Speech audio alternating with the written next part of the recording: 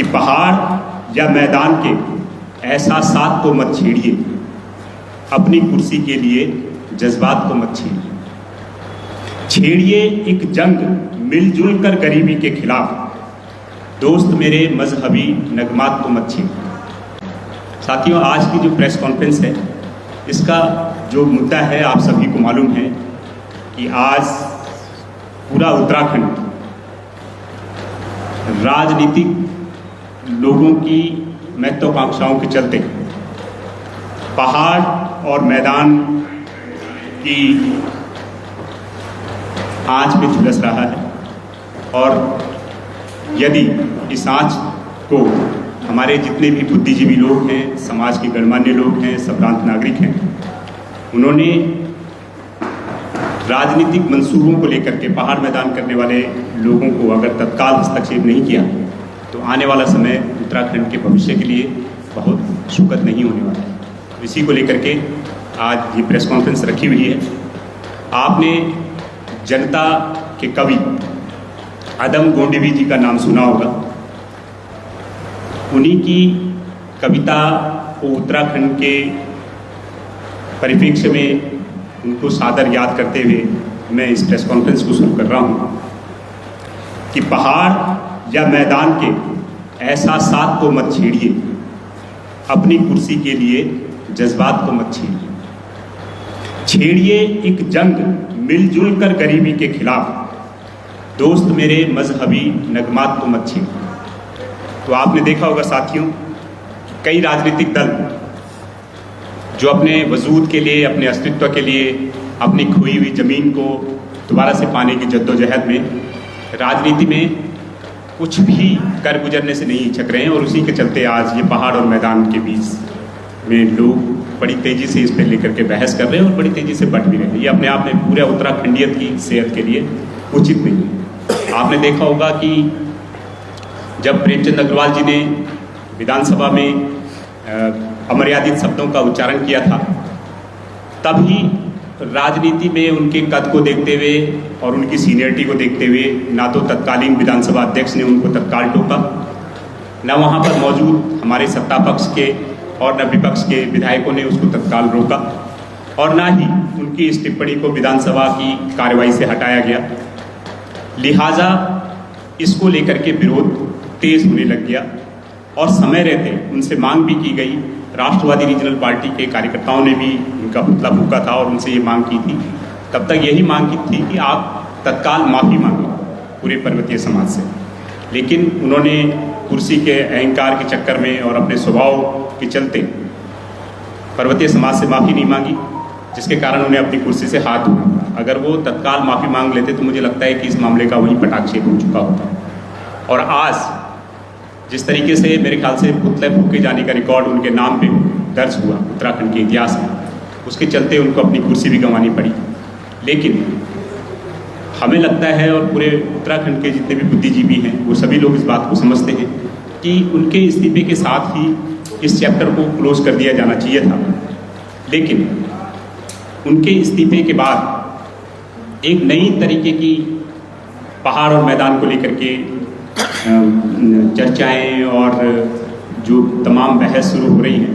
आप देख रहे होंगे कि आए दिन सोशल मीडिया में भी आप देख रहे हैं कि लोग गलत काम कर रहे हैं, पुलिस वाले उन्हें रोक रहे हैं या कोई कानूनन रूप से उनको गलत ठहराया जा रहा है तो वो वहाँ पे भी पहाड़ मैदान की बात कर दे रहे हैं। तो ये अपने आप में दुर्भाग्य है और इसके लिए कांग्रेस भी बराबर की दोषी है, जिन्होंने पिक एंड चूज करते हुए केवल प्रेमचंद अग्रवाल जी का मामला उठाया। लेकिन कांग्रेस के कुछ विधायकों ने जब मैदानी समाज के लिए अपशब्दों का प्रयोग किया तो उनके खिलाफ कोई कार्रवाई, कोई आवाज़ नहीं उठाई। यहाँ तक कि उत्तराखंडियत की बात करने वाले जितने भी कांग्रेस के बड़े लीडर्स हैं, उन्होंने भी अपनी पार्टी का होने के चलते इस पर चुप्पी साध दी। इसी के चलते इसी की परिणति आप देख सकते हैं कि उनके तत्काल इस्तीफे के बाद जो एक वर्ग प्रेमचंद अग्रवाल जी के समर्थन में खड़ा हो गया और वो उनके भ्रष्टाचार के मामलों को भुला दिया। उन्होंने अंकिता भंडारी के मामले में क्या कहा, वीआईपी को एक कमरा ठहरा दिया, अपने निजी सगे संबंधियों को विधानसभा से लेकर के और दूसरे विभागों में नौकरियां दे दी। इसके अलावा वन भूमि कब्जा करके जो है रिजॉर्ट वगैरह बनवा दिए। लेकिन उनके भ्रष्टाचार, उनके इतिहास पर को भूल करके वो लोग उनके प्रेमचंद अग्रवाल जी के समर्थन में सिर्फ इसलिए खड़े हो गए कि वो उनकी बिरादरी के। तो जितना गलत इसमें पहाड़ी समाज है, आपने देखा होगा कि कुछ समय पहले कुछ लीडर्स ने मैदानी समाज के प्रति हिंसाजनक शब्दों का प्रयोग किया और सोशल मीडिया पर बाकायदा इसको लेकर के कई सारे अमर्यादित शब्द बोले, जिसके चलते उनके खिलाफ मुकदमे भी दर्ज हुए। तो साथियों, जितना गलत हमारे पर्वतीय समाज को लेकर के, पर्वतीय समाज को पोलराइज, ध्रुवीकृत करने को लेकर के कुछ राजनीतिक दल, कुछ संगठन राजनीति कर रहे हैं और पूरे मैदानी समाज के लिए आप शब्दों का प्रयोग कर रहे हैं, हिंसाजनक शब्दों का प्रयोग कर रहे हैं, ये जितना गलत है उतना ही गलत है कि जितने आज कई समाज और कई महासभाएं और कई सभाएं पर्वतीय समाज के लिए भी अनाप शनाप शब्दों का प्रयोग कर रही हैं। तो हमारा पूरा उत्तराखंडी समाज से, जो उत्तराखंडियत को लेकर के जो लोग जीते हैं, जो लोग कोशिश करते हैं, उन सभी से यहाँ पर उनकी भूमिका के लेकर के आज ये आह्वान भी है कि आप लोग आएँ, आगे आएँ, समाज के जितने गणमान्य लोग हैं, जितने संभ्रांत नागरिक हैं, आगे आएँ और अपने अपने संपर्क, अपने अपने संबंधों को लेकर के आप जितने जल्दी हो सके इस आग को बुझाने का काम करें। जो लोग इस तरीके की राजनीति करते हैं, चाहे वो आपकी बिरादरी के हों, चाहे दूसरे की बिरादरी के हों, चाहे किसी भी समाज से ताल्लुक़ रखते हो, किसी भी सभा, महासभा, राजनीतिक दल से ताल्लुक़ रखते हो, आप तत्काल उनको एड्रेस करिए। और आप सम्मानित मीडिया के माध्यम से भी मैं निवेदन करना चाहूँगा कि इस तरीके के लोगों को सिर्फ टीआरपी के लिए, सिर्फ 2 व्यूज़ के लिए, सिर्फ मीडिया में सुर्खियाँ इसके सिर्फ इसलिए मत बनाइए कि इसको लोग देखना पड़ना चाहते हैं। इन शब्दों की, इस तरीके की जज्बातों की कहीं भी जगह नहीं होनी चाहिए, ना तो मीडिया में और ना समाज में। तो इस तरीके के लोगों को हर तरीके से हतोत्साहित किए जाने की ज़रूरत है। अगर हम आज ऐसे राजनीतिक लोगों का साथ देंगे तो कल इस आग में सभी लोग जुड़ सकेंगे। ये उत्तराखंड, आप जानते हैं कि अगर पूरा इतिहास उठा के देखा जाए तो एक टाइम था कि जब तत्कालीन सांसद भी केवल हरिद्वार को उत्तराखंड से अलग करने के वादे के साथ उनको हरिद्वार में सांसद बना दिया गया। लेकिन तब से लेकर के हम लोगों ने विकास को लेकर के काफ़ी दूरी तय कर दी है। आज बजट के मामले में, विकास के मामले में उत्तराखंड हिमाचल से आगे, यहाँ का पर कैपिटा इनकम से लेकर के, यहाँ के बजट का आकार से लेकर के हर चीज़ में आज हिमाचल से आगे है, जबकि हिमाचल हमसे कितने साल पहले बन गया था आप जानते हैं। तो उत्तराखंड बहुत तेज़ी से प्रोग्रेस कर रहा है। हमारे जो मैदानी क्षेत्र के लोग कभी इस बात पे राजनीति करते थे कि भाई हमें उत्तराखंड में शामिल नहीं होना, आज उनको बोल दिया जाए कि भैया आप क्या यूपी में शामिल होंगे, तो वो लोग कोई भी यूपी में शामिल नहीं होना चाहते। आप देख सकते हैं कि यूपी से लगी हुई जो सड़कें हैं, हमारे जो मैदानी जिलों के क्षेत्र हैं जो यूपी से लगे हुए, उनके विकास में आज वो हमारे उत्तराखंड से बिजली की लाइनें लेते हैं, वहाँ पे बिजली के पोल हमारे उत्तराखंड से लेते हैं। जैसे ही आप क्रॉस करते हैं बहुत सारे बॉर्डर्स, तो आपको सड़कों का अंतर दिख जाता है, विकास का अंतर दिख जाता है, रोजगार का अंतर दिख जाता है। तो इसलिए उत्तराखंड उस दौर को पीछे छूट चुका है।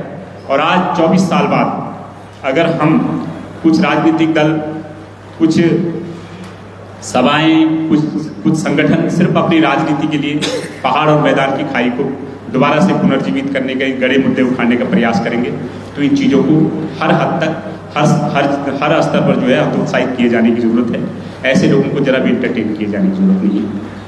इसी बात को लेकर के आज प्रेस थी। और मेरे अगर किसी साथी का कोई सवाल है उस पर भी आपसे प्लीज़ वेलकम। एक चीज़ और है कि 4 बार प्रेमचंद अग्रवाल जी विधायक बने, न चुनाव से पहले, न चुनाव के दौरान, न चुनाव के बाद किसी ने पहाड़ मैदान की बात नहीं करी। उनके किसी 4 बार के चुनाव में किसी ने भी नहीं कहा। जो लोग उनके समर्थन में बिना सोचे समझे खड़े हो गए, जिन्होंने उनके भ्रष्टाचार से लेकर के कोई मुद्दा नहीं देखा, और जो लोग बोल रहे थे कि हम 100 साल से यहाँ रह रहे हैं, तो उन्हीं को पूछा जाना चाहिए कि भाई 100 साल से जब आप लोग यहाँ रह रहे हैं तो किसी ने कभी आपके साथ पहाड़ मैदान की बात करी? किसी ने आपके दुकान से सामान खरीदने में कभी पहाड़ मैदान के भेदभाव किया? जब आज तक नहीं किया तो आज आप क्यों इस तरीके की बात कर रहे हैं? तो गलतियाँ दोनों स्तर पे। अगर प्रेमचंद अग्रवाल जी भ्रष्टाचारी नहीं होते, अगर उनके गलत इंटेंशन समय समय पर उजागर नहीं हुए होते और वो तत्काल माफ़ी मांग लेते, तो मुझे लगता है कि पहाड़ के लोग, तमाम उत्तराखंड के लोग इसको स्लिप ऑफ टंग कह करके भी क्षमा कर देते कि यार आजकल तो हर कोई जुबान स्लिप ऑफ टंग हो ही जाता है। आज की डेट में तो इस तरीके के वर्ड यूज़ करना स्लैंग हो गया है, मुंह से निकल ही जाते हैं। तो ऐसे कह करके, भूल कह करके भी क्षमा किया जा सकता है। लेकिन जिस तरीके से उन्होंने एरोगेंसी दिखाई और समय के साथ साथ ये आक्रोश बढ़ता रहा, जिस तरीके से फिर दूसरे पक्षों की ओर से भी काउंटर आने लगे, उसको लेकर के ये झगड़ा बढ़ा है और ये वैमनस्य से बढ़ा, जिसके चलते उनको अपनी कुर्सी भी गंवानी। तो क्या है इसको कहा जाना चाहिए कि भाई उत्तराखंड एक पर्वतीय बाहुल्य राज्य है। तमाम जिले इसमें 2-3 जिलों को छोड़ करके बाकी सारे जिले पर्वतीय हैं और इस पर्वतीय क्षेत्र के विकास की मुख्य धारा में पिछड़ जाने के कारण ही जो है अलग राज्य उत्तराखंड की मांग की गई थी। तो इसलिए माना जा सकता है कि भी क्रिया की प्रतिक्रिया है, लेकिन जब क्रिया की प्रतिक्रिया वाली बात होती है तो उसमें भी कई सारे लोगों को आगे आना चाहिए इस बात को लेकर के कि उनके इस्तीफे के साथ ये चैप्टर क्लोज हो जाना चाहिए। अब अगर आप हर किसी के प्रतिष्ठान में जाओगे तो मैदानी क्षेत्र के लोगों को टारगेट करोगे इसके लिए, तो मुझे लगता है कि आज की डेट में ये उत्तराखंड के लिए उचित नहीं है, क्योंकि उत्तराखंड एक जनरल राज्य है। हमें बाकायदा बल्कि इसके कानूनी पक्षों के लिए लड़ाई लड़नी चाहिए। इस राज्य के पर्वतीय क्षेत्रों को जनजाति क्षेत्र में घोषित करने की मांग करनी चाहिए, उसके लिए संघर्ष करना चाहिए। पूरे उत्तराखंड को ओबीसी में घोषित करने के लिए मांग की जा सकती है। तो ऑटोमेटिकली कानून से हम लोग गवर्न हो जाएंगे। यहाँ की जल जंगल जमीन बचेंगी, यहाँ के लोगों को मूल निवास का लाभ मिलेगा, यहाँ के लोगों को भू कानून का लाभ मिलेगा। लेकिन जब तक हम लोग इसको शेड्यूल 5 में दर्ज नहीं कराते उत्तराखंड को, जब तक इस उत्तराखंड के पर्वतीय जिलों को हम लोग जनजाति क्षेत्र घोषित नहीं करते, तब तक ये जनरल स्टेट है और जनरल स्टेट में उसकी काफ़ी कुछ सीमाएं कानून के अंतर्गत होती है। और इस तरीके से अगर हम दूसरे के प्रतिष्ठानों में जाकर के उनके साथ अमर्यादित आचरण करेंगे तो मुझे लगता है कि फिर कानून आड़े आएगा और कानून अगर इस तरीके की कार्रवाई करेगा तो इससे कानून के कारण जो है ये चीज़ें और ज़्यादा खराब होने की संभावना है। तो इसलिए समय रहते हमें समझदारी का परिचय देते हुए इस आग को उनके इस्तीफे के साथ ही खत्म कर देना चाहिए। और इस सबसे बड़ी बात जो है इसमें लड़ाई क्या है कि कांग्रेस ने पहाड़ मैदान के मामले में जिस तरीके से प्रेमचंद अग्रवाल के इस्तीफे को आतिशबाजी करी, मुझे लगता है कि वो भी एक काफ़ी बड़ा चढ़ा के किया जाने वाला कार्य था। अब जिस तरीके से उन्होंने अपने पार्टी के विधायकों के खिलाफ कोई कार्रवाई नहीं करी, उनको संबंधित पदों से नहीं हटाया, तो कांग्रेस का ये जो अप्रोच है ये भी एक गलत था। और सबसे बड़ी बात है कि भाजपा का भी एक बड़ा सिरदर्द है। भाजपा के लिए बड़ी आसान राजनीति है कि किसी तरीके से पब्लिक को हिंदू और मुस्लिम में ही पोलराइज करके रखा जाए। अब ये पहाड़ और मैदान का एक अलग डायमेंशन क्रिएट हो रहा है, तो ये भी भाजपा के लिए एक चुनौती की बात है। तो जाहिर सी बात है कि कई सारे जो असंवेदनशील टिप्पणियां हैं, असंवेदनशील आचरण है, भाजपा की तरफ से भी आ सकते हैं, कांग्रेस की तरफ से भी आ सकते हैं, तमाम क्षेत्रीय दलों की तरफ से भी आ सकते हैं। और जो छोटा मोटा अपना जनाधार संभाल रहे हैं, कोई सभा है, अलानी सभा है, फलाना सभा है, फलानी महासभा है, उनके द्वारा भी इस तरीके की चीज़ें आ सकती हैं ताकि उनका भी कुछ राजनीतिक वजूद बने, वो अपने समाज को, अपने जाति वर्ग को जो है ध्रुवीकृत कर सकें। इन सभी लोगों की जो महत्वाकांक्षाएं और मंशाएं हैं, ये उत्तराखंड के सौहार्द को खराब न कर सकें, इसके लिए भी काम करे जाने की जरूरत है। इसमें निशाने पे 3-4 लोग आए हैं। वही मैं कह रहा हूँ कि जिन्होंने भी प्रेमचंद अग्रवाल का विरोध किया, उन्होंने सिर्फ प्रेमचंद अग्रवाल का विरोध नहीं किया, तो प्रेमचंद के अग्रवाल के पक्ष में खड़े होने वाले लोगों को ये भी देखना चाहिए था कि जिन्होंने भी प्रेमचंद अग्रवाल का विरोध किया, जिन्होंने भी प्रेमचंद अग्रवाल जी के पुतले फूके, उन्होंने रितु खंडूरी की भी बराबर भर्त्सना की, उन्होंने महेंद्र भट्ट की भी बराबर निंदा की, उन्होंने सुबोध उनियाल को भी बराबर टारगेट में लिया।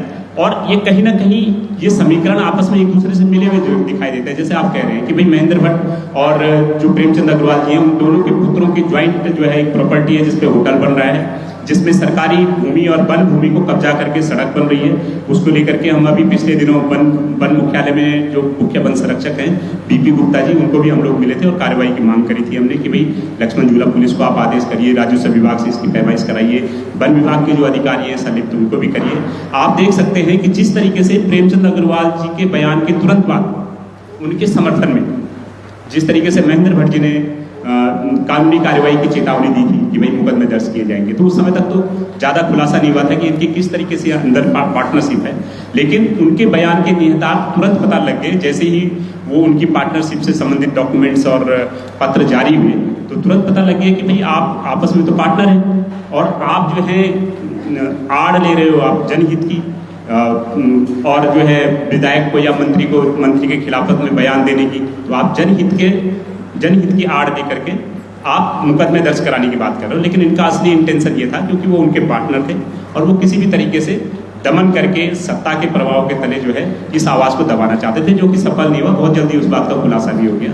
और आप देख सकते हैं कि जिस तरीके से सुबोध उनियाल जी वन मंत्री हैं और वन भूमि को कब्जा करके वो सड़क बनाई गई है, उसको लेकर के भी वन विभाग ने कोई कार्रवाई नहीं की, तो ये अपने आप में दुर्भाग्यपूर्ण और ये बताते हैं कि किस तरीके से उनके विधानसभा क्षेत्र उनकी ऑडियंस, उनके मतदाता किस तरीके से ज्वाइंट है एक दूसरे के साथ, उनके हित किस तरीके से आपस में जुड़े हुए हैं, ये साफ हो जाता है। 2027 में कोई परिसीमन नहीं होने वाला है। 2027 के बाद पहले 2026 में जनगणना होगी। 2026 में जब जनगणना होगी उसके बाद उसका नोटिफिकेशन जारी होगा। उसके बाद 2029 में जाकर के ये परिसीमन होगा। तो 2027 में कोई परिसीमन नहीं होने जा रहा है। जो परिसीमन को लेकर के अभी से आवाज उठा रहे हैं उसको भी समझा जाना चाहिए कि जब परिसीमन अभी से नहीं हो रहा है तो आप जन जागरूकता कह सकते हैं, लेकिन अगर वो कह रहे हैं कि 2027 में परिसीमन के आधार पर चुनाव होंगे, मुझे लगता है कि अदूरदर्शिता है, उनको भी पूरी चीज़ों की जानकारी नहीं है। क्योंकि जब तक जनगणना नहीं होती, तो जब तक जनगणना ही फाइनल नहीं होती तब तक आप कैसे परिसीमन करवा दोगे।